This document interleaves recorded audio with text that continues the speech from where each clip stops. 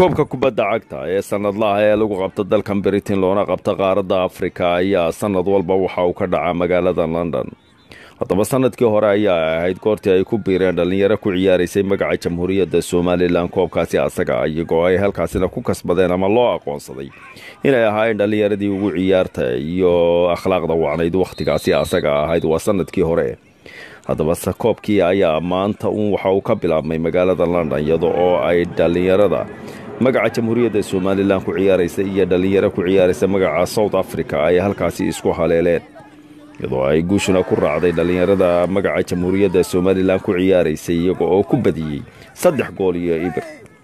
haddaba waxa xusid badan inuu halkaasi joogay safiirka Jamhuuriyadda Somaliland mudane Cali Aadan Cawaale iyo agaasimaha TV-ga qaranka ee qaaradda Yurub Cabdiraxmaan Maxamed Aadan Dheri iyo Jaamac Culul iyo mas'uuliyiin kale. hadaladoodina waxa ka mid ahaa sida tan. halkaas aynu ka sii wadi doonaa waa ogeydeen guulihii aynu dhalnay sanadkii hore meel wanaagsan baynu ka gaadhnay sanadkana waxaynu rajaynaynaa insha Allah in kastoo rabadaan tahay inaynu iyadana ciyaar wanaagsan muujino oo aynu lib ka keenno haddaynu nahay reer Somaliland. aad iyo aad baan dhalinyarta ugu rajaynayaa inay guuleystaan TV-ga qaranka iyo wasaaradda ciyaaraha wakiilkeeda ee halkan ila jooga iyo maareeyaha qaaradda Yurub ee TV-ga labadaba iyagana waxaan ugu mahadnaqayaa sida wanaagsan ee ay dhalinyarta u hawlgeliyeen ugulana shaqeeyaan inay guuleysato dhalinyarta Somaliland. waxaan idin leeyahay ilaahay hawsha ha idin fududeeyo waanu idin hambalyeynaa waanu idin la jiraa waanu idin daawan doonaa waxaan idin rajaynaynaa insha Allah guul.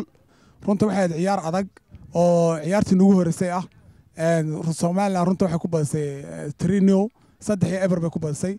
runta waan ku faraxsanahay alxamdulillah gameka waan badanay gameka ugu adag waa ka ugu horeeya haddaan la badanin ka ugu horeeyana at the end of the day it's going to be hard gameka soo socdo kale marka Ramadaan taana weeyaan waan soomanahay marka alxamdulillah waan ku badanay. maanta kooxdeedii Somaliland waxay ka badisay South Africa 3 iyo ibir. ma sha Allah kooxdu aad iyo aad bay si fiican u ciyaareen inkastoo ay Ramadaan ahayd oo mid walba uu soomanaa maanta. koox weyn baan ma sha Allah leenahay oo 25 qof ah. aad baan u salaamayaa kooxda committee-ga iyo kooxda TV-ga Somaliland ee maanta halka noo yimi iyo dadkana wada support-eeba ma sha Allah. runtii aad baan u hambalyeynaya teamkan halkan maanta ka ciyaaray anagu teamkan in badan baan taageerinay sanadkii horena waan la joognay maantana ciyaartii horeysay 3 iyo niil bay kaga badiyeen South Africa.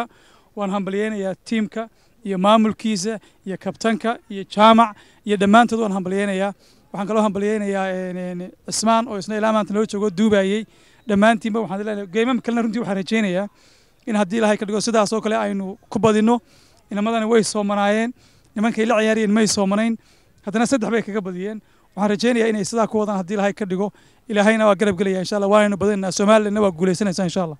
si kastaba ha noqotee maanta waxa xusid mudan ay tahay bil Ramadaan iyadoo ay dhalinyarada magaca Jamhuuriyadda Somaliland ku ciyaaraysaana ay soomanaayeen. haddaba waxa indhaha taageerayaashii kooxaha kale iyo kooxdan Jamhuuriyadda Somaliland ku ciyaaraysay soo jiitay ciyaar wanaaga dhalinyarada Jamhuuriyadda Somaliland magaceeda ku ciyaaraysay iyagoo laga filayo in ay ciyaaraha soo socdana ay sidaas oo kale u badin doonaan mar haddii ay kooxi ugu adkaa ee la filayeen koobka qaataan ay maanta afka dhulka u dareen.